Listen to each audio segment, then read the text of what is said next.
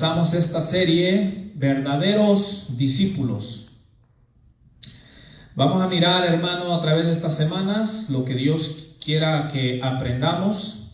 Verdaderos discípulos es el título de la serie, pero hoy yo les voy a hablar, hermano, o el título para el mensaje de hoy es Pasando tiempo con el Maestro. Vamos a hablar un poco de eso el día de hoy, hermano. Pasando tiempo con el Maestro, hermano.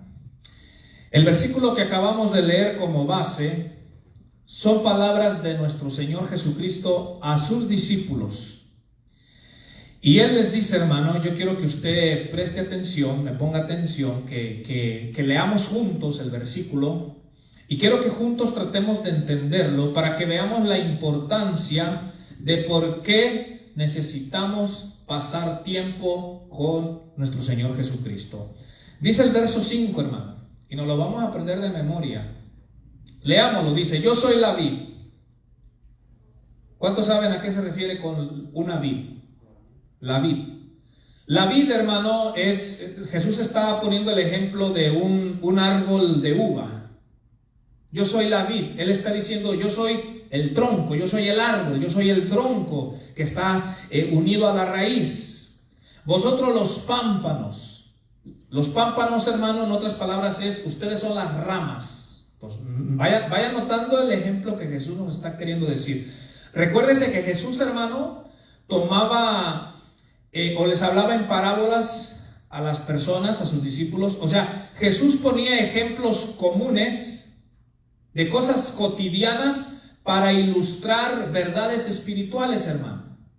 Es decir, Jesús trataba de enseñarle a las personas verdades espirituales, hermano, pero ponía ejemplos de esta vida o de esta tierra para que las personas pudieran llegar a comprender a mayor profundidad lo que Él trataba de transmitirles, hermano.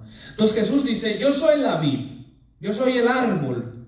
Y le dice a sus discípulos en ese tiempo, y esa palabra es para los discípulos aún hoy en día, para usted y para mí. Y Jesús dice, ustedes son las ramas, ustedes son los pámpanos, vosotros los pámpanos. Luego mira lo que dice, el que permanece en mí, dice Jesús, y yo en él, ¿qué pasa con esa rama o ese pámpano?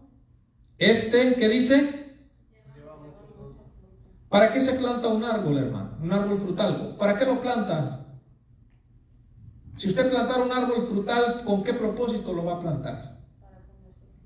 Para comerse el fruto, para que dé fruto y comérselo, ¿verdad que sí? Nosotros hemos sido llamados para dar fruto, hermano. Pero aquí dar fruto no solamente se refiere, como pudiésemos pensar, a hacer cosas para Dios, que sí tiene que ver, dar fruto, hacer cosas para Dios, hacer lo que Él nos manda. Pero dar fruto también significa, hermano, el cambio o la transformación de nuestro carácter, hermano. Eso significa dar fruto. Que usted esté dando fruto significa que en su vida Dios empieza a hacer cambios. O sea que su carácter va siendo transformado. Porque dice Romanos capítulo 8, yo se los he leído muchas veces, hermano. Dice Romanos capítulo 8 que fuimos predestinados para ser conformes a la imagen de Jesús.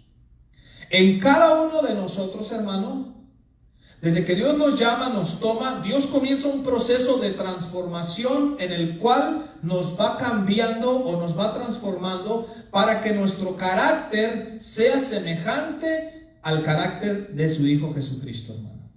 Ahora, las faltas de cada uno de los que estamos aquí, unos son de una forma, otros tienen problemas en otras áreas. Pero el propósito de Dios es el mismo, llevarnos a todos a esa misma meta final, hermano. Porque lo que Dios quiere es que cuando estemos con Él, imagínate, eso va a ser glorioso, piénsalo. Medítalo, si tú has leído los evangelios acerca de la vida de Jesús, acerca de su carácter, era puro, justo, santo, bondadoso. Entonces lo que Dios quiere, hermano, es llevarnos, meternos a ese proceso de transformación para que cuando estemos allá con Él en la eternidad, todos los que vamos a estar ahí, el carácter de Cristo va a estar en nosotros, hermano. Imagínate cómo va a ser esa vida. Imagínate cómo va a ser ese mundo, hermano. Ahí ya no va a haber tal cual, hermano, de que entre nosotros nos faltemos, de que entre nosotros nos ofendamos, de que entre nosotros, hermanos, nos lastimemos, nos iramos, hermano, ya no va a haber tal cual, hermano, porque seremos transformados conforme al carácter de Cristo. Entonces Jesús dice, si permanecen en mí y yo en ustedes, dice, este va a llevar mucho fruto. Y luego hace una clara advertencia y dice, porque separados de mí, dice Jesús, nada podéis hacer. Le pregunto, mire, son ejemplos tan simples. Jesús, hermano, él, a pesar que es humanamente, conforme a su naturaleza humana, Jesús ha sido el hombre más sabio que ha pisado este planeta Tierra. Jesús, no hay nadie como él, hermano.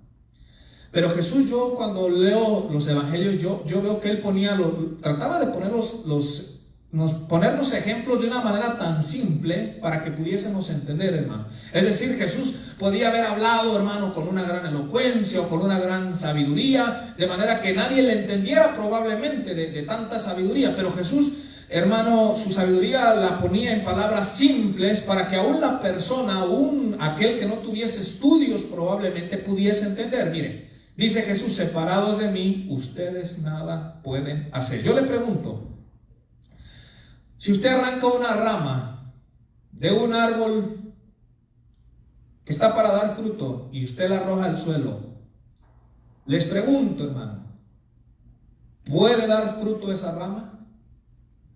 ¿Irá a dar fruto una rama que es arrancada del árbol, hermano? ¿Será que si usted la riega con agua ahí en el suelo donde está arrancada, le echa abono, le echa agua, el sol le da, cree usted que con el pasar de días o semanas esa rama dé fruto?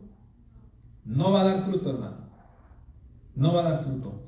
Y si siguiéramos leyendo el contexto, los versículos que vienen abajo, Jesús dice, esas ramas se secan y como no dieron fruto, y mire la advertencia, hermano. Y Jesús dice, esas ramas para lo único que sirven es para arrojarlas al fuego. ¿Se ha fijado usted cuando usted va a la sierra o a la montaña y quiere hacer una fogata? ¿Cierto o no? Usted busca las ramas secas, porque esas prenden sabroso. Esas hasta truenan cuando usted las avienta al fuego. Entonces Jesús dice, la rama que no dé fruto se va a secar y para lo único que va a servir es para que sea arrojada al fuego, hermano. Entonces, hoy vamos a hablar, hermano, de pasando tiempo con el Maestro, de la gran importancia de permanecer unidos a Jesús. Ahora, físicamente, Él no está ya aquí, como lo estuvo hace 2000 años físicamente, pero sí podemos pasar tiempo con Él a través de la oración, hermano, y de eso vamos a ir hablando conforme vaya el transcurso de las semanas. Sí podemos pasar tiempo con Él a través de la lectura, podemos llegarlo a conocer a Él conforme vayamos leyendo los evangelios y leyendo acerca de su vida de él, hermano. Pero vamos a comenzar entonces, como vamos a hablar de verdaderos discípulos, esta es la serie. Quiero, por favor, y al final voy a tocar un poquito más acerca de pasar tiempo con el Maestro. Vamos, por favor, a Mateo 28, verso 18, hermano. Mateo 28.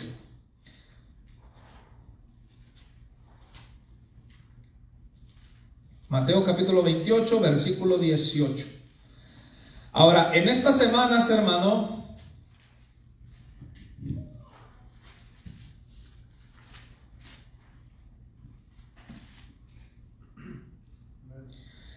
ahora, si usted trajo para anotar, quisiera que anote esto, hermano, porque esto es en sí lo que vamos a anotar en lo que vamos a aprender en todas estas semanas. Número 1, hermano, quisiera que usted anote Cristo en el centro, póngale así. Para la próxima semana, si ya consigo yo la pizarra, entonces lo voy a ilustrar. Cristo en el centro. En esta semana vamos a mirar cómo Cristo tiene que ser el centro de su vida, su prioridad, el Señor de su vida. Otro tema que vamos a mirar, hermano, es, póngale ahí, escriba si usted trajo, vivir en la palabra. Cristo en el centro. Vivir en la palabra, porque eso es lo que hace a un verdadero discípulo, que Cristo sea el centro de su vida. Número 2, que usted viva en la palabra. Número 3, por favor, escriba ahí, orar o oración. Oración. Un verdadero discípulo es alguien que pone a Cristo en el centro, alguien que vive en la palabra, alguien que ora. Póngale ahí también, hermano, escriba comunión con los demás creyentes. Un verdadero discípulo es alguien que tiene comunión con otros creyentes. Nadie es llamado a ser un cristiano como el llanero solitario, a estar aparte, a estar solo, a estar apartado del cuerpo de Cristo. Y escriba, hermano, testificar al mundo. Un verdadero discípulo es alguien que testifica de Jesús a los inconversos. Eso es lo que vamos a estar mirando, hermano. Y ya por último, póngale ahí ministrar a otros o servir a otros. Cualquiera de las dos palabras que le parezca mejor, ministrar a otros o servir a otros. Un verdadero discípulo es alguien que vive para servir a otros, porque ese es el ejemplo que nos dio Jesús, hermano, servir. Entonces, Jesús en el centro, vivir en la palabra, oración, comunión con los creyentes, testificar al mundo y ministrar o servir a otros. Pero vamos ahí a Mateo capítulo 28, hermano. ¿Está conmigo ahí? Mateo 28, 18. Está hablando nuestro Señor Jesucristo y dice así la palabra de Dios, hermano. Y Jesús se acercó y les habló diciendo: toda potestad me es dada en el cielo y en la tierra. Por tanto, id y hacer ¿qué cosa? Discípulos. Vayan y hagan discípulos, hermano, a todas las naciones, bautizándolos en el nombre del Padre y del Hijo y del Espíritu Santo, enseñándoles que guarden todas las cosas que os he mandado.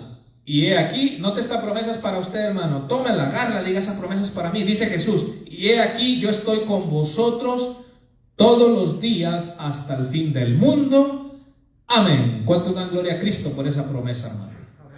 Dice: yo estoy contigo todos los días hasta el fin del mundo, hasta que Él regrese, hermano. Entonces aquí, hermano, vemos que esto es lo que se le conoce como la gran comisión. Cuando Jesús comisiona a sus discípulos a ir a las naciones, a predicar, llevar el evangelio y hacer más discípulos. Ahora, un dato que quiero darles, hermano. La palabra discípulos se encuentra, hermano, aproximadamente 231 veces en el Nuevo Testamento. Mientras que la palabra creyentes se encuentra solamente 10 veces en el Nuevo Testamento. ¿Qué quiere decir, hermano? Que Dios lo que quiere hacer de nosotros más que creyentes es discípulos, hermano. Por eso, escuche, se encuentra 230 veces aproximadamente la palabra discípulos. Es decir, que a los seguidores de Jesús, más que llamarles creyentes, les llamaban discípulos. Porque solo se encuentra 10 veces la palabra creyentes. ¿Por qué? Porque, por si no lo sabía, hermano, hay una diferencia entre ser un creyente y ser un discípulo, hermano. Hay una diferencia. Ahora, escuche esto. Es obvio que todo discípulo de Jesús tiene que ser un creyente. ¿Está de acuerdo conmigo? O sea, si es discípulo de Jesús es porque cree, ¿verdad que sí? Entonces, todo discípulo debe de ser un creyente. Pero escuche esto, pero no todo creyente es discípulo. ¿Sí nota la diferencia, hermano?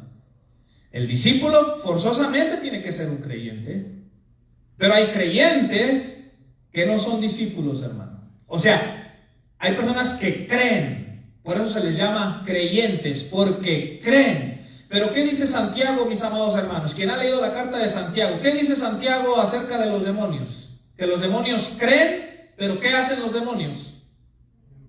Tiemblan. ¿Por qué tiemblan?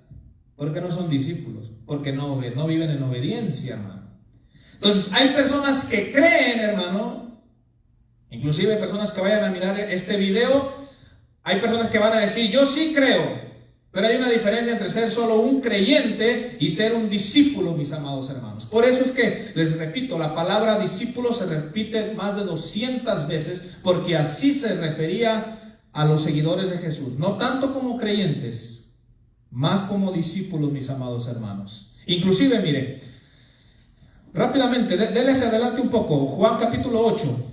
Note para que vea cómo Jesús a judíos que habían creído en Él, Jesús les dijo: tienen que hacer esto si quieren ser verdaderos discípulos míos. Mire, ellos ya creían, pero Jesús dijo, no basta con que crean en mí. Dice, hay cosas que ustedes tienen que hacer para que sean verdaderamente discípulos míos. Juan capítulo 8, verso 31, hermano, por favor, y cuando lo haya, dígame amén, para que juntos lo leamos.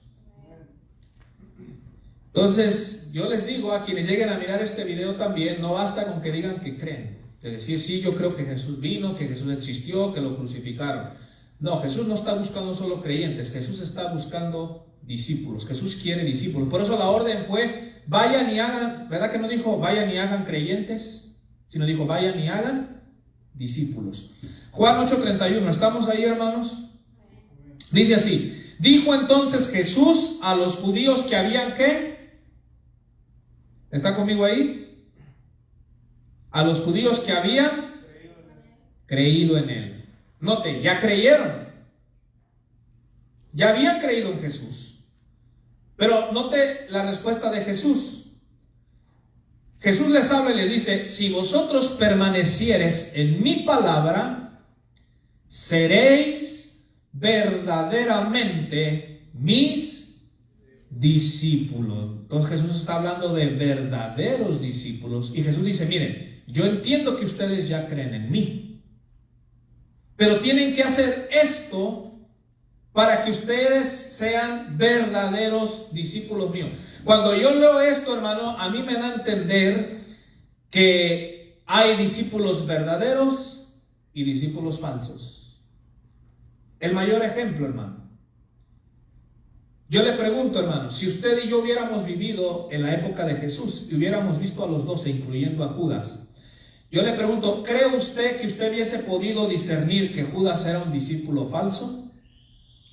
¿Cree usted que hubiéramos podido discernir eso? Yo creo que no, porque Judas andaba ahí pegadito. Porque a Judas, cuando el Señor los mandó de dos en dos a sanar enfermos y a predicar el evangelio, estoy seguro que quizás ese hombre hasta también sanó enfermos, echó fuera demonios. Entonces Judas aparentemente era uno de los 12 discípulos, pero al final, hermano, nos damos cuenta que él era un falso discípulo. Él estaba ahí entre el grupo, pero no era un verdadero discípulo. ¿Qué les quiero decir con esto, hermano? Ahora les hago otra pregunta. ¿Cree usted que todas las personas que asisten a una congregación son verdaderos discípulos de Jesús? Yo les pregunto a ustedes, ¿qué me dice usted? Yo creo que no, hermano. Ahora, nosotros no somos quien para decir tú sí y tú no, ¿verdad? Porque dicen por ahí, las apariencias engañan, ¿cierto o no? Pero yo sí le puedo decir que no todos son verdaderos discípulos, hermano. Pero Jesús aquí dice, ok, ustedes ya creyeron en mí. Ahora yo les pregunto, ¿cuántos han creído en Jesús? Ok, entonces esa palabra es para nosotros, porque Jesús dice, si ustedes ya creyeron en mí, ahora tienen que hacer esto para que sean verdaderos discípulos míos. Aquí hay una pregunta que usted y yo nos tenemos que hacer, de decirnos, de que usted se diga a usted mismo como yo a mí mismo, ¿viviré o seré un verdadero discípulo de Jesús? ¿O viviré como alguien que aparenta ser un discípulo de Jesús? Es una pregunta que cada quien debe de responder, hermano. Yo debo de decir a mí mismo cómo quiero vivir mi vida cristiana. Porque más allá de la Biblia, más allá de la corbata, ¿verdad? De la ropa, más allá de eso, hermano, yo mismo debo de decir cómo quiero vivir mi vida cristiana en los años que Dios me dé vida. ¿Quiero ser un verdadero discípulo? ¿O quiero vivir en una apariencia y que al día final, hermano, me suceda como a Judas? Al final Judas, todos nos dimos cuenta que era un falso discípulo de Jesús, hermano. Es algo que usted se debe de preguntar. Y pregúntese a usted mismo y háblese a usted mismo y diga, ¿quiero ser un verdadero discípulo de Jesús? ¿O solo aparentar que lo soy? Pero bueno, continuemos, hermano. Entonces, Jesús dice, vayan y hagan discípulos, no tanto creyentes. Pero ¿qué es un discípulo? Quiero que ustedes participen. Quiero que usted me dé su opinión de lo que para usted, ¿qué es ser un discípulo de Jesús? ¿Cómo lo define usted? ¿Qué significa ser un discípulo de Jesús? Dígame usted en sus propias palabras. Ahora, no tenga pena de dar una opinión, aquí venimos a aprender. Si se llegase a equivocar, no nos vamos a burlar, porque venimos todos a aprender. Yo estoy aprendiendo con ustedes. ¿Qué significa para usted ser un discípulo de Jesús? ¿Qué es ser un discípulo de Jesucristo? Alguien, un valiente, una valiente.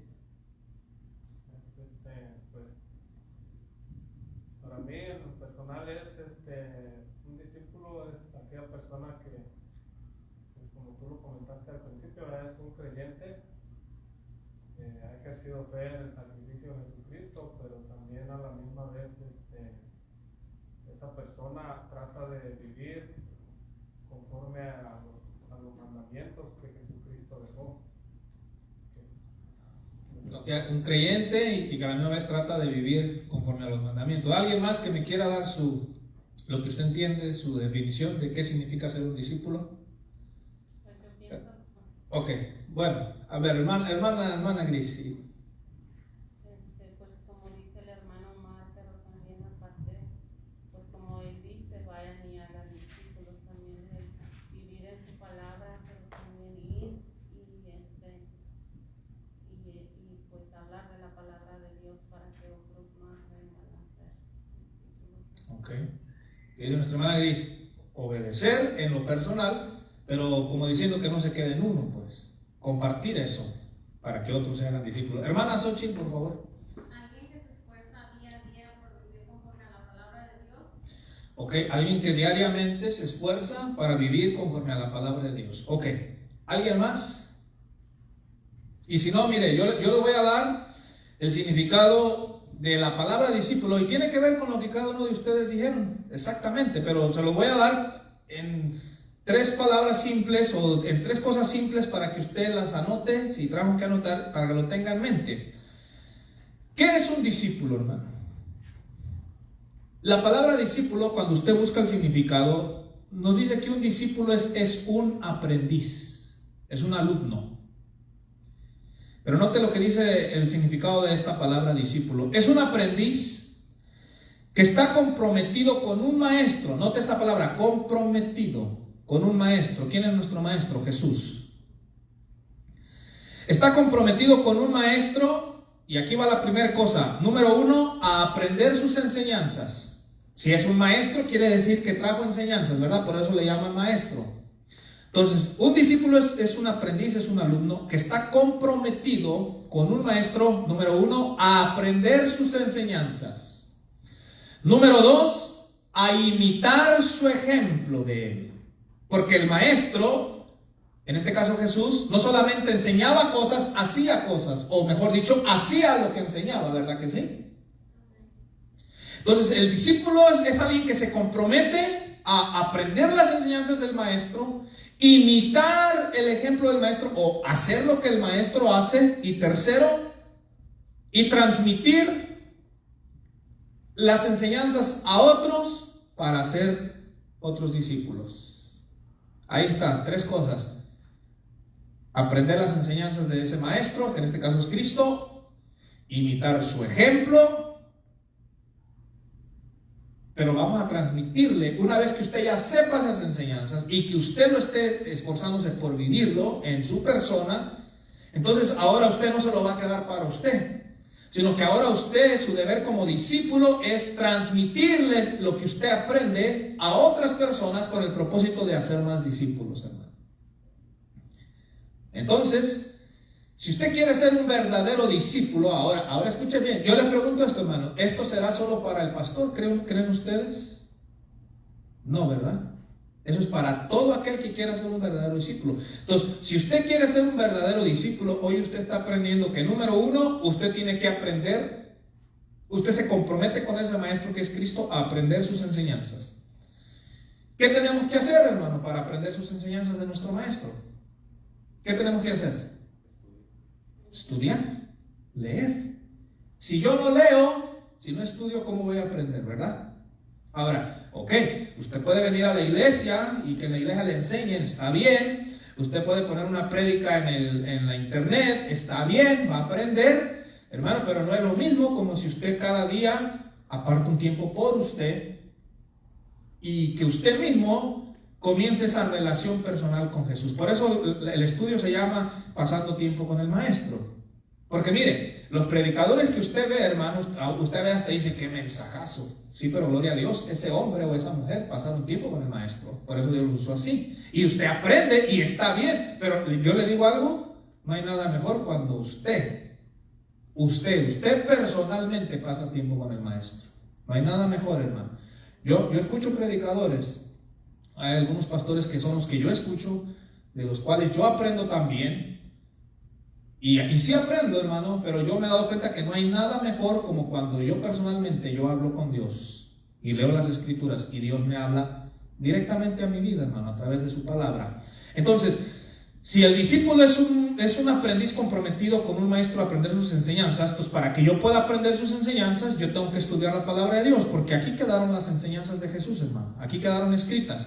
Si el discípulo es alguien que imita al maestro, ahora a Jesús ya no está ahorita aquí físicamente, como lo estuvo hace 2000 años, que los discípulos de ese tiempo sí lo podían ver con sus propios ojos, cómo él era.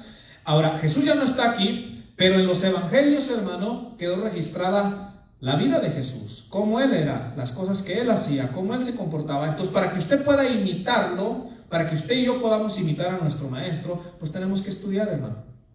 Entonces, ya una vez que usted sepa las enseñanzas y que usted, con la ayuda de Dios, trate de esforzarse por vivir de acuerdo a ellas, recuerde esta parte importante, hermano, porque recuerde que son las tres: aprender las enseñanzas, imitar al maestro, pero esta tercera, que no se nos pase de decir, transmitir a otros. Es decir, que lo que usted vaya aprendiendo, usted lo va a transmitir a otros, no se lo va a quedar con usted, hermano. Eso es lo que es un discípulo, hermano. Vamos a seguir estudiando. En el Nuevo Testamento, la palabra discípulo se usa en tres maneras, hermano. Número 1, se usa para describir a un seguidor comprometido con un maestro. Marcos capítulo 2. En el Nuevo Testamento, la palabra discípulo o discípulos se usa de tres maneras, hermano. Número 1, para describir a un seguidor comprometido con un maestro. Busque Marcos capítulo 2, verso 18. Si usted tiene una pregunta, hermano, una duda, puede preguntar. Marcos capítulo 2, verso 18. Aquí vamos a mirar que se usa la palabra discípulos para referirse a seguidores que estaban comprometidos con un maestro. Es decir, en el Nuevo Testamento no solamente Jesús tenía discípulos o seguidores, había otras personas o había otros grupos que también tenían seguidores, hermano. Marcos capítulo 2, verso 18. ¿Estamos ahí, hermanos?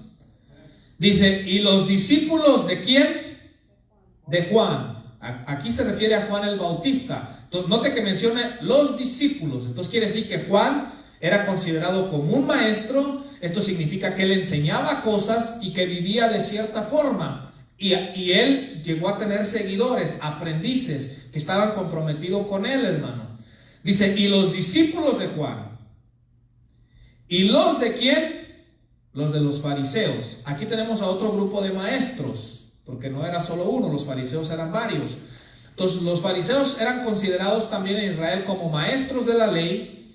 Y aquí nos da a entender que tenían discípulos, tenían seguidores, aprendices, personas que se comprometían a aprender las enseñanzas de ellos, a imitar el ejemplo de ellos y a transmitir lo que los fariseos enseñaban a otras personas. Dice, vinieron y le dijeron, ¿por qué los discípulos de Juan y los de los fariseos ayunan y tus discípulos no ayunan? Entonces, aquí hay tres grupos de discípulos, ¿verdad? Los de Juan, los de los fariseos y los de Jesús. Ahora, vamos a estudiar un poquito brevemente, hermano, lo que estos discípulos de cada grupo hacían, hermano. Los discípulos de Juan, por ejemplo, aquí la primera cosa que vemos es que dice ayunan. ¿Verdad que sí? Porque le están reclamando a Jesús, le dicen, ¿por qué los discípulos de Juan ayunan? Los discípulos de los fariseos ayunan y tus discípulos no. Es decir, los discípulos de Jesús no ayunaban, ellos desayunaban. Porque ¿qué es más rico, hermano? ¿Ayunar o desayunar? Desayunar, ¿verdad? Para el cuerpo sí, pero para el espíritu es mejor ayunar, ¿verdad? Entonces le reclamaron a Jesús, le dijeron, mira, nosotros hemos visto que los discípulos de Juan ayunan. ¿Qué significa esto? Que Juan ayunaba y les enseñó que tenían que ayunar. Les dicen, los discípulos de los fariseos ayunan. ¿Qué significa esto? Que los fariseos como maestros practicaban el ayuno y les enseñaban a sus discípulos a ayunar. Y le reclamaron a Jesús y le dijeron, ¿por qué tus discípulos no ayunan? Ahora ese ya es otro tema. Pero entonces, una de las prácticas, hermano, de estos maestros, como el caso de Juan, los fariseos, era que ayunaban. Ahora, algo más que aprendemos de Juan, ahí mismo en Marcos, hermano, capítulo 1. Ahora, no nos dice que esto lo hacían sus discípulos, pero podemos llegar a suponer. Marcos capítulo 1, verso 6. Aquí nos está describiendo cómo vivía Juan. Dice Marcos 1:6. Y Juan estaba vestido de pelo de camello y tenía un cinto de cuero alrededor de sus lomos y comía langostas y miel silvestre, hermano.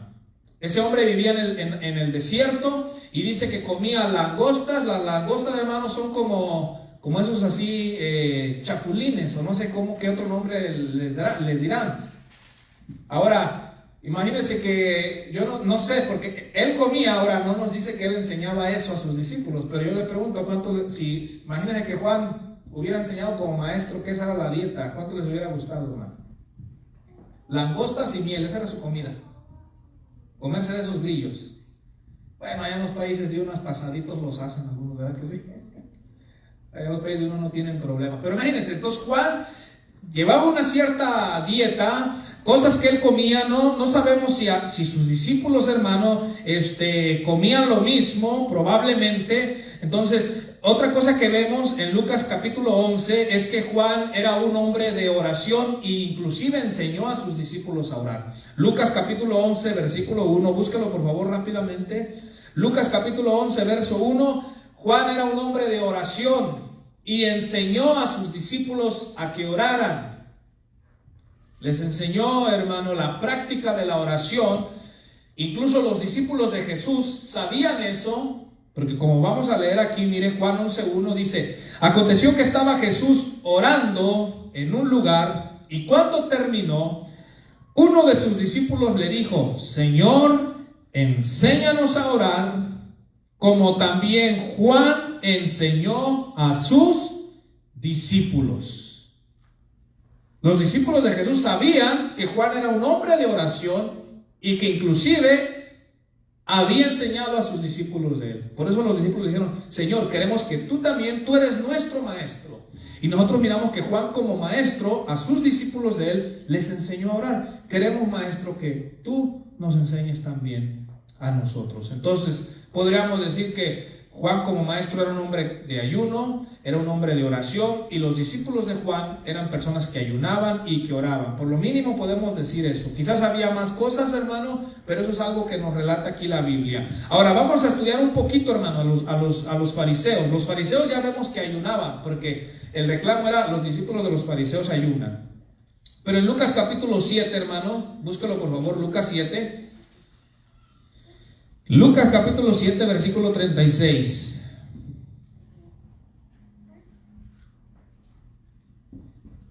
No, perdón, Lucas capítulo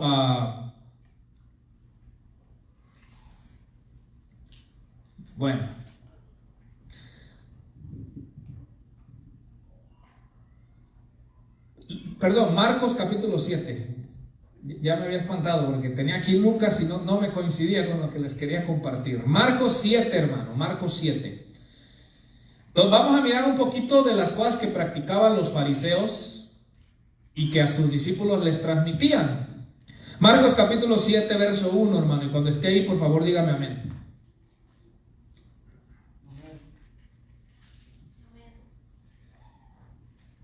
Dice Marcos 7, 1. Se juntaron a Jesús los fariseos. Entonces note, ahí está, los fariseos. Y algunos de los escribas que habían venido de Jerusalén, los cuales, viendo a algunos de los discípulos de Jesús comer pan con manos inmundas, esto es, no lavadas, los condenaban. Yo me imagino que estos pobres andaban muriendo del hambre. No sé si usted alguna vez ha hecho eso. Agarrar algo y quizás no se ha lavado las manos, y el hambre que trae, o de que lo miró y se le antojó, No se lavó las manos y se lo echó. Bueno, los discípulos de nuestro Señor Jesucristo empezaron a comer, hermano, pero no se habían lavado las manos. Y dice que ahí estaban los fariseos y los miraron y los condenaron porque ellos dijeron, están comiendo con manos inmundas, es decir, sin lavarse las manos. Y verso 3 aquí nos dice, note algunas de las prácticas de estos maestros, de los fariseos. Dice, porque los fariseos y todos los judíos, aferrándose a la tradición de los ancianos, si muchas veces no se lavan las manos, ¿qué dice? No comen. Estos se lavaban las manos bastante, hermano, porque supuestamente como ellos querían estar muy santos, muy purificados, pues ellos pensaban que comer con manos sucias y ingerir el alimento así, pues eso ya les quitaba la santidad. Entonces por eso se lavaban mucho las manos, si no dice que no comían. Continúa, y volviendo de la plaza, si no se lavan, no comen. Y otras muchas cosas hay que tomaron para guardar, como los lavamientos de los vasos de beber y de los jarros y de los utensilios de metal y de los lechos. Le preguntaron pues los fariseos y los escribas, ¿por qué tus discípulos no andan conforme a la tradición de los ancianos, sino que comen pan con manos inmundas? No te lo le dijeron. Primera vez, el otro versículo que leímos es ¿por qué tus discípulos no ayunan? Ahora es ¿por qué comen sin lavarse las manos? Porque ellos tenían esa práctica. Pero denle un poquito hacia atrás, Mateo capítulo 23, vamos a mirar qué cosas más practicaban los fariseos, hermano. Y es que, recuérdese, no solamente ellos lo practicaban, sino que ellos, como tenían discípulos, ellos lo enseñaban o lo transmitían a sus seguidores o a sus aprendices, a sus discípulos. Mateo capítulo 23, hermano, versículo 5. Nos vamos a ir saltando algunos versículos para no leerlo todo, hermano. Mateo 23, 5, aquí Jesús está describiendo a los fariseos, les habló bien fuerte, hermano, aquí. Incluso después de este mensaje fuerte que Jesús le dio a los fariseos, es cuando lo crucifican. Dice el verso 5, antes, hacen todas sus obras para ser visto ¿por quién? Por los hombres. Jesús dice, los fariseos, una de sus prácticas es que ellos todo lo que hacen, lo hacen con el único propósito de ser vistos por los hombres, es decir, por recibir reconocimiento o alabanza humana. Yo le pregunto, ¿cree usted que hoy en día todavía haya discípulos de los fariseos en las iglesias, sí o no? ¿Cree usted que hay personas que todavía hacen solamente para ser vistos por los hombres? Sí los hay, hermano. Sí los hay. Entonces, esto era algo que ellos hacían. Dice, pues ensanchan sus filacterías y extienden los flecos de sus mantos. ¿A qué se refiere aquí? Jesús dice que la ropa que andaban, las filacterías y los flecos de sus mantos los ensanchaban. Es decir, cuando ellos oraban, hermano, la ropa la presumían así como bien santos, pues, o sea, para que dijeran, wow, qué santos. Bueno, no quisiera hacer comparaciones, pero ya ves los que están vestidos ahí en el Vaticano, cómo traen unas ropas muy, hermano, que la persona se mira pues muy santificada, ¿verdad? Entonces los fariseos hacían eso, pero dice Jesús, ellos lo hacen únicamente para ser vistos por los hombres, para presumir pues, para recibir aplausos, porque note lo que sigue diciendo el verso 6, y aman los primeros asientos en las cenas y las primeras sillas en las sinagogas. ¿A qué se refiere, hermano? Que en los eventos importantes ellos querían siempre estar adelante, porque los asientos de adelante eran para personas distinguidas. Ahora no por eso se me va a ir a sentar atrás. No voy a decir, no, pues yo no quiero ser fariseo, ¿verdad?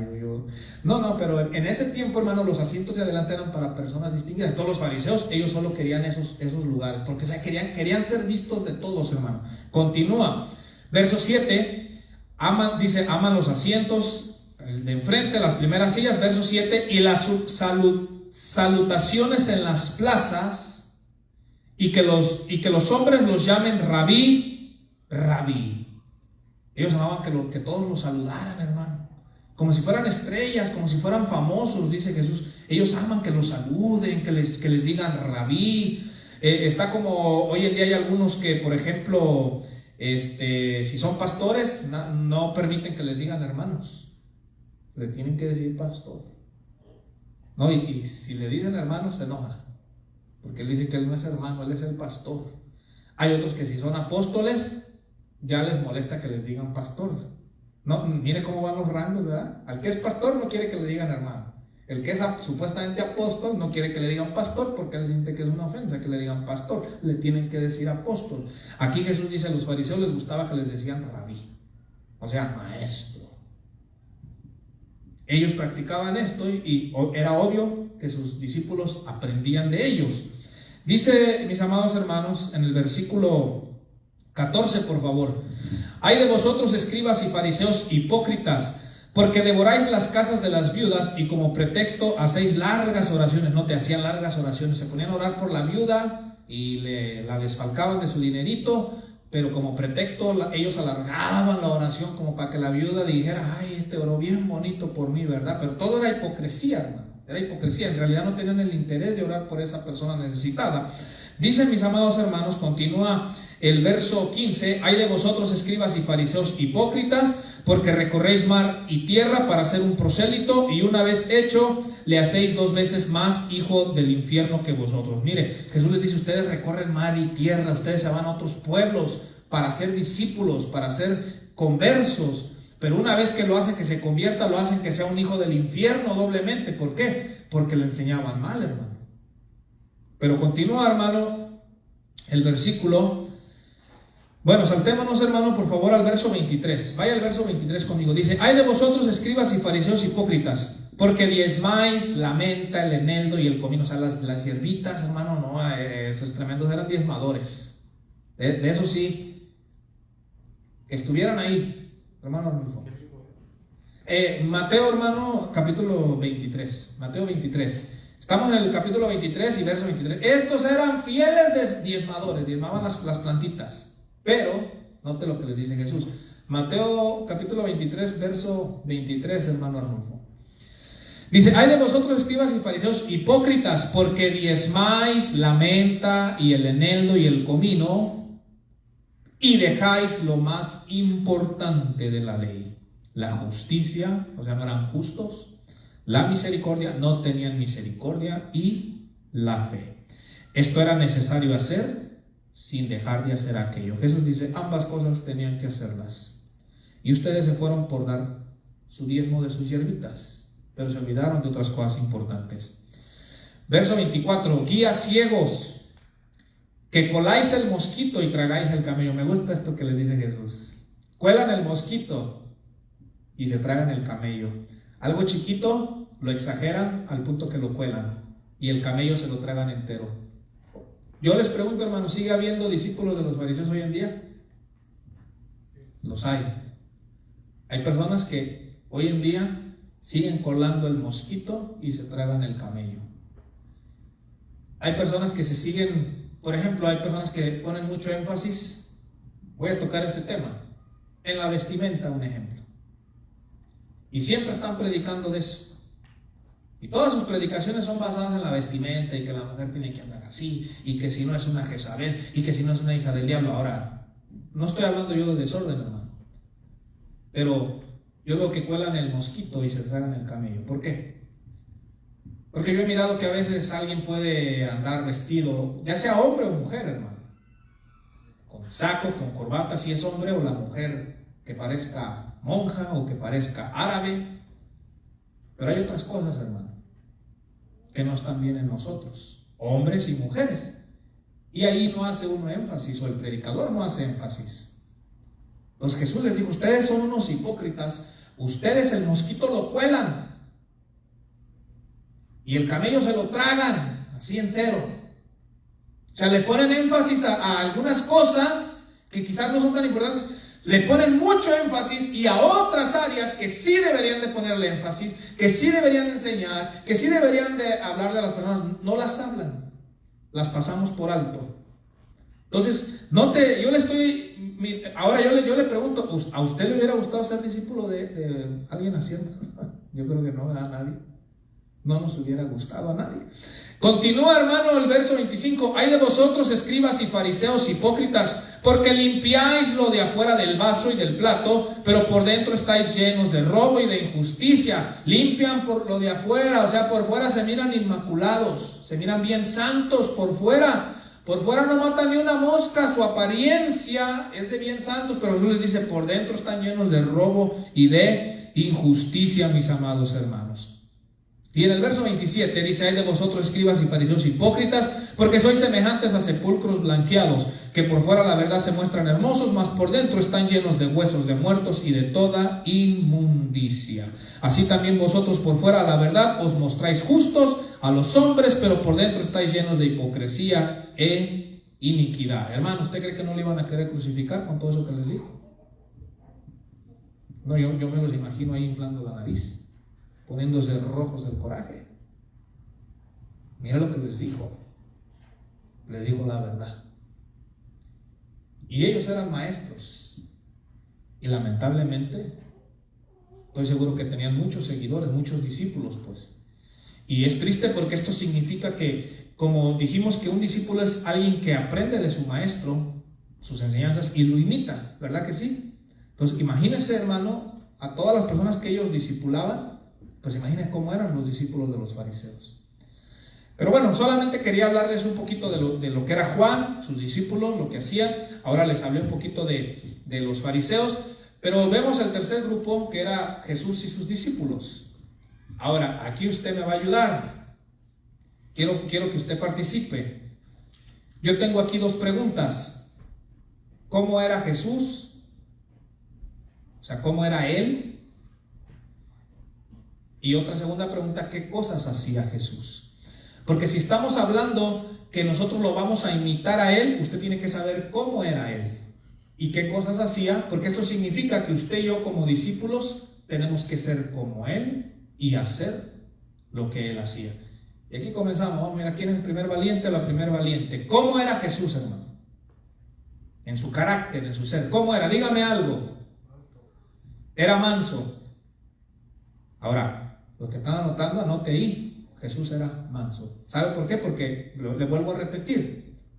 Como discípulos tenemos que imitarlo. Entonces usted va a hablar a usted mismo y va a decir, si mi maestro era manso o es manso, significa que yo tengo que ser manso. Porque eso es lo que hace un discípulo, imitar a su maestro. Ya dijo nuestro hermano Omar, Jesús era manso. ¿Alguien más? ¿Cómo era Jesús en su carácter, hermano? Ya dijimos, manso. ¿Qué más? ¿Cómo era Jesús? Era humilde. Jesús era humilde. Mire, Jesús sanaba a personas y ¿sabe qué me llama la atención? Que siempre que los sanaba les decía, no le digas a nadie. Yo digo, hoy en día uno llega a sanar a un enfermo y lo va a querer sacar en las news. ¿Sí o no? Para que digan que yo fui el que lo sané. Y Jesús les decía, no le digas a nadie. La gente no hacía caso, la gente iba ahí. De lo contento que estaban, que habían sido sanados de una enfermedad, le contaban a las personas. Pero la humildad de Jesús. Entonces, Jesús era manso, Jesús era humilde. ¿Cómo era Jesús, hermano? ¿Cómo es Jesús en su carácter? ¿Alguien más o algo más? Sin mancha. Era sin mancha, ok. Era santo. Quiere decir que nosotros tenemos que ser santos también. Obviamente, mientras estemos en esta vida no vamos a llegar a la perfección de Él mientras estemos aquí, pero sí bien podemos ir con la ayuda de Dios haciendo un esfuerzo para que la santidad de Él se vea reflejada en nosotros. ¿Qué más, hermano? Ahora, les ayudo un poquito. Por ejemplo, ¿cómo era Jesús ante los que sufrían? Se compadecía, entonces quiere decir que Jesús era compasivo. Jesús era misericordioso. Pues note todo eso, hermano. Y si no trajo para anotar, pero en su mente, en su corazón, entonces diga, Jesús era manso, Jesús era humilde, Jesús era compasivo, Jesús era misericordioso. Le digo todo esto, hermano, porque lo tenemos que imitar a Él. Y todas estas cosas poco a poco se tienen que ir viendo en nosotros como sus discípulos. Otro ejemplo, yo les ayudo un poquito. Ante la oposición, ¿cómo se mostró Jesús? ¿Cómo se comportó? O sea, cuando Él miraba que los fariseos se le ponían de que te vamos a matar y que nos caes mal y que no sé, ¿cómo se mostró? ¿Se acobardó Jesús? ¿Usted mira cobardía en Jesús? No. Jesús era valiente. Y por lo que acabamos de leer también, él era directo, él era honesto. Entonces podemos decir honesto. Hablaba con la verdad. Entonces note porque todo eso, hermano, nosotros, por eso es que cuando usted lee los evangelios o cuando usted lee de la vida de Jesús, usted tiene que tomar las notas y decir, Jesús era así. Y si Dios está tratando que mi carácter sea igual que Él, yo tengo que ser así. Ahora, en algunas áreas nos va a costar a unos un poco más y a otros un poco menos.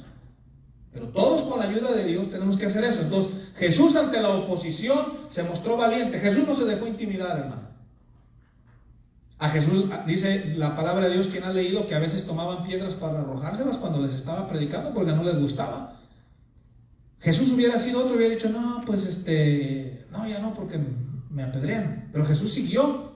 A Jesús varias veces estuvo en peligro de muerte, hermano, y nunca se detuvo. Incluso pues lo mataron, pues, y no se detuvo. Ahora,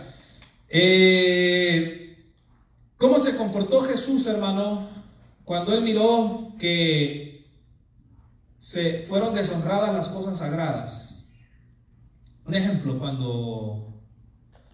cuando en el templo lo habían convertido en un mercadito, se enojó.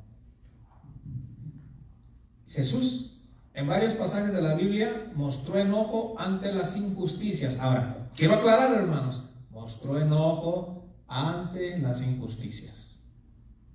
Porque si digo Jesús se enojaba, ya usted diga, ay, yo sí lo imito bien. No, ahí cabal, hermano, digo cabal, yo soy bien enojón. Sí, pero se enoja ante las injusticias o se enoja por gusto. Jesús, cada vez que se enojó, porque sí se enojó en varias veces, se enojó cuando estaba frente a una injusticia, hermano. Cuando él era testigo de que se estaba cometiendo una injusticia contra un necesitado, contra un desválido, contra alguien, hermano, que no podía defenderse, Jesús mostró enojo. Jesús no dijo, no es mi problema. Ay, que lo resuelva ahí como pueda. No es mi familia, no lo conozco, no es mi amigo. No, Jesús ante la injusticia se molestó. Le digo, nosotros como cristianos no es malo enojarse. Porque a veces yo me he fijado que los del mundo, yo no sé si pensarán que uno es ¿de qué? De piedra o de palo o de fierro. Ay, de usted donde usted muestre enojo. Ay, ¿no que eres cristiano? Dicen, no, sí, pero el hecho de que uno es cristiano no significa que uno no se debe de enojar. Hay a veces que hay justificación de que uno se sienta enojado, que uno se sienta molesto. ¿Cómo no se va a enojar uno cuando, por ejemplo, pasan leyes, hermano, indebidas? Uno se siente indignado. Jesús se indignó en algunas ocasiones. Entonces, ¿alguien más, hermano, que me quiere decir algo acerca del carácter de Jesús? Jesús era compasivo, Jesús era misericordioso, valiente, justo, puro, sin mancha, santo. Fue celoso, hermano, en las cosas sagradas cuando hicieron un mercadito en el templo. ¿Alguien más? Fíjense, yo estaba meditando esto y yo dije, bueno, tenemos que describir a Jesús. Porque si lo tenemos que imitar, pues yo tengo que describir cómo es Él. Ahora, si no hay nadie más, que hay muchas más cosas, pero cuando usted vaya leyendo, anótelas. Pues como por ejemplo también Jesucristo, él amaba estar relacionándose mucho en la obra que Dios Padre le había encomendado. Él decía, ¿verdad? Pues en los negocios de mi Padre me es necesario estar. O sea, él amaba pues todo. Era obediente, entonces, vamos a decir, era obediente. Jesús fue obediente al Padre, incluso yo lo anoté, era obediente y era esforzado. Era esforzado nuestro Señor Jesucristo, hermano. Si has leído los evangelios, dice que a veces no les quedaba tiempo ni para comer, de estar atendiendo a la gente. Dice que a veces no tenían tiempo para comer. Él y los apóstoles. Él era esforzado, hermano. Él era obediente, fue obediente a la voluntad del Padre y se esforzó por cumplirla, hermano. Ahora, otra pregunta, ¿qué cosas hacía Jesús? Porque una es cómo es y otra cosa es qué cosas hacía. ¿Qué cosas hacía Jesús, hermano, que podemos imitar de Él? Ayudaba al necesitado. Ayudaba al necesitado, entonces usted y yo como discípulos tenemos que ayudar al necesitado. ¿Qué cosas más hacía Jesús? Predicaba, enseñaba, ¿verdad que sí? Entonces nosotros debemos de enseñar a otras personas. Ahora, cuando les digo enseñar, hermano, usted no tiene que pensar que usted tiene que dar todo un sermón, hermano. Pero le vuelvo a repetir, de lo que usted va aprendiendo, ya que usted se lo transmita a alguien más, usted está enseñando. Y eso sí lo debemos de hacer todos. Usted no necesita hablarle griego, hebreo, ni mucha teología, pero de lo que usted va aprendiendo, a la hora de usted transmitirlo, usted está enseñando. Jesús enseñaba, hermano, Jesús predicaba. ¿Qué cosas más hacía Jesús? Sanaba. Ahora, ahí entraríamos al tema de los dones. Si usted tiene fe y si Dios le da ese don y usted tiene la fe de orar por un enfermo, pues ore por él, ¿verdad? ¿Qué cosas más hacía Jesús? Yo les ayudo con una. Jesús oraba. Alimentaba. Jesús también llegó a alimentar, bueno, ayudó a los necesitados, por así decirlo. O sea, llegó a suplir las necesidades, hermano. Cuando miraba necesitados espirituales o físicos, ¿verdad? Físicamente, cuando la gente estaba necesitada, también les alimentó. Pero yo les mencionaba, Jesús oraba, hermano. Tú lees los evangelios y tú lees una vez tras vez. Y siendo muy de mañana, dice, y aún siendo muy oscuro, Jesús se fue a un lugar aparte y oraba. Y Jesús pasó toda la noche orando. Hermano, cuando yo leo esas cosas, yo digo, ¿y yo? Digo, si Jesús, ¿qué es Jesús? O sea, si Jesús, hermano, siendo santo, siendo perfecto, echaba fuera demonios, levantaba paralíticos, resucitó muertos, si Él, siendo quien es, oraba, yo mismo me hablo a mí, yo digo, ¿y quién soy yo? ¿Quién me creo yo para yo pensar que yo puedo pasar 1, 2, 3 días sin orar y que voy a estar bien? Porque por eso, hermano, nos llega la prueba y reaccionamos mal, ¿cierto o no? O solo, no sé si solo a mí me pasa, que a veces no estás bien o no estás en la sintonía y reaccionas mal, y cuando te vienes a acordar dices, y no debía haber actuado así, no debía haber hecho esto, no debía haber dicho esto, pero ¿por qué pasa? Que estamos desconectados. Entonces Jesús oraba. Otra cosa que Jesús hacía, hermano, que yo la noté, es que Jesús asistía regularmente al templo o a la sinagoga. Cuando usted lee los evangelios dice, y Jesús, dice, fue a la sinagoga y dice esto, como era su costumbre. Jesús puede haber dicho, yo soy divino, o la clásica, Dios está en todas partes. Hermano, usted nunca diga esas cosas, porque sí es cierto que Dios está en todos lados, pero también nos manda a congregar. Si Jesús, que era Jesús, hermano, dice que iba a las sinagogas, iba al templo, y dice que era una costumbre que él tenía, hermano. Él pudo haber dicho, no, yo al Padre acá en la montaña, en el desierto, y sí, en las montañas oraba, en el desierto oraba, pero cuando él tenía la oportunidad o cuando estaba en las ciudades donde había sinagogas, él asistía a las sinagogas. ¿Algo más, hermano, de que usted quiera opinar, que usted quiera comentar? Ahora, todo esto que hablamos de cómo era Jesús y qué cosas hacía, se los digo para que usted lo anote o para que lo anote también en su mente y en su corazón, y se vaya usted y yo meditando el día de hoy y decir, todo esto se tiene que ver reflejado en mí. O estas cosas tengo que hacer yo, porque eso es ser un verdadero discípulo. Entonces, es decir, voy a aprender esto, voy a imitar a mi maestro y lo voy a transmitir a otras personas. Vamos a ir ya terminando, hermano. Entonces, les decía que hay tres, en el Nuevo Testamento la palabra discípulo se usa de tres maneras. Una, para describir a un seguidor comprometido con un maestro, ya dijimos, los discípulos de Juan, de los fariseos y los de Jesús. La segunda, hermano, se usa, hermano, la palabra discípulo para referirse a los 12. Hay ocasiones cuando usted lee los evangelios, hermano, donde solamente menciona la palabra discípulos para referirse a los 12 que él había nombrado. Y la otra manera, el otro uso que se le da, hermano, a esta palabra, se usa de manera general para referirse a todos los seguidores de Jesús. En el libro de los Hechos, capítulo 6, verso 1, dice que el Señor iba añadiendo más discípulos, que el número de los discípulos iba creciendo, es decir, se refería de una manera general. Marcos capítulo 3, verso 14, hermano, y aquí terminamos. Les dije que nos íbamos a aprender el versículo de Juan 15:5. ¿Cuántos se lo aprendieron ya? Mire, dice, yo soy la vid, vosotros los pámpanos. El que permanece en mí y yo en él, este lleva mucho fruto, porque separados de mí, nada podéis hacer. Juan 15, 5. Vamos, digámoslo, hermano. Yo soy la vid, vosotros los pámpanos. El que permanece en mí y yo en él, este lleva mucho fruto, porque separados de mí, nada podéis hacer. A ver, ¿quién lo quiere decir? A ver, hermano Omar, en voz alta, como de trompeta. Yo soy la vid, vosotros los pámpanos, el que permanece en mí y yo en él, este lleva mucho fruto, porque separado de mí nada podéis hacer. Juan 15:5. Amén, Juan 15:5. ¿Alguien más? Mire, se lo puede ir aprendiendo por partes. Yo soy la vid, vosotros los pámpanos. Ahí está la primera parte, por así decirlo.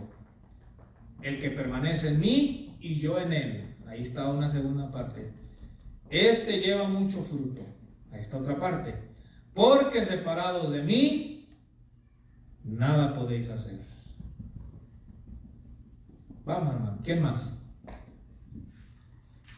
Yo sé que sí podemos. Yo sé que sí podemos. Y no les hago que hagamos esto, hermano, solo por ponerlos en aprietos, sino le vuelvo a repetir. Debemos leer la palabra, meditar la palabra y memorizar la palabra. Porque mire, usted se va a estar acordando de decir: Jesús es la vid, yo soy el pámpano, tengo que permanecer en él en mí. Si yo me separo de él, no voy a poder hacer nada. Mire, hoy hablamos de cómo es Jesús, ¿verdad? Compasivo, obediente, todo eso y las cosas que él hacía. Entonces quiere decir que si no pasamos tiempo con el maestro, va a ser muy difícil que usted haga eso, porque Jesús mismo dijo: separado de mí, usted no va a poder hacer nada. ¿Quién se anima, hermano? Ya nuestro hermano Omar ya lo dijo. A ver, los jóvenes se supone que tienen mejor memoria, ¿no? Se supone que los viejos, porque ya estamos viejos, ya la mente ya está bien estresada o bien llena de cosas, ¿no? De preocupaciones. Los jóvenes. Vamos a ir una vez más, hermano. Yo soy la vid, vosotros los pámpanos. El que permanece en mí y yo en él, este lleva mucho fruto, porque separados de mí nada podéis hacer. Juan 15:5. ¿No? ¿Nadie? Para el otro martes, ¿cree que lo trae ya listo? ¿Sí? Bueno, termino aquí, hermano, en Marcos 3:14, es el último pasaje. Marcos 3:14 nos dice que Jesús llamó a sus discípulos para que estuvieran con él. Era obvio, hermano, si iban a ser sus discípulos y iban a aprender sus enseñanzas y a imitar su ejemplo para poder enseñar a otros, tenían que pasar tiempo con él. Marcos 3:14, lo leo, hermano, y terminamos aquí. Dice así: y estableció a 12, refiriéndose a sus apóstoles, para que estuviesen con él y para enviarlos a predicar. Jesús no podía enviarlos a predicar si primero no hacía que sus discípulos estuviesen con él.